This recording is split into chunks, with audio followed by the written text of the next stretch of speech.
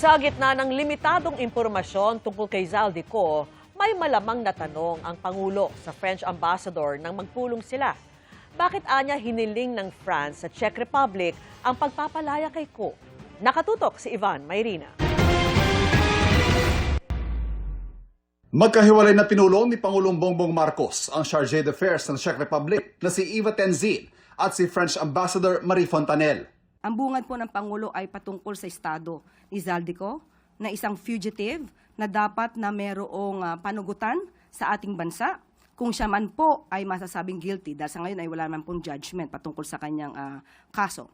Humingi ang Pangulo ng dagdag impormasyon kaugnay kay Zaldico na hawak na sana ng Czech Republic pero nakalaya pa. Maliban sa kumpirmasyong na-detain nga si Ko sa kanilang bansa, matipid na sa ibang detalye si Tenzin. Hindi na po napagbigyan ang Pangulo dahil sa may sinusunod ang Czech Republic na international law, European and national laws. At sabi po niya kung pwede nga po na makahingi pa ng tulong mismo sa gobyerno ng Czech Republic, pero ang tugon lamang po nila ay makikipagtulungan sila ng naaayon sa kanilang batas. Tinanong din si Fontanelle ng France dahil sa impormasyong nakuha ng Foreign Affairs Department na doon naghain ng asylum petition si Ko. May papel ba ang France sa pagpapalaya ng Czech Republic kay Ko? Tinanong kasi ng Pangulo kay French Ambassador kung bakit ni-request ng bansang France yung pag-release ni Zaldico from Czech Republic. Pero ang tugon lang ni French Ambassador ay hindi siya makakapagbigay ng anumang impormasyon.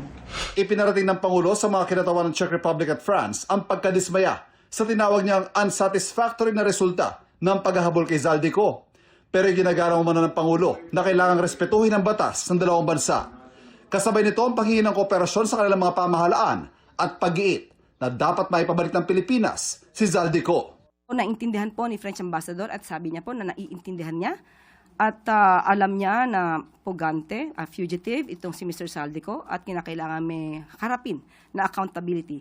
But as far as she is concerned, sinabi po niya na wala siyang maibibigay na impormasyon hanggat hindi siya authorized to say something about that. Ivan Mayrina, Nakatutok, 24 Oras.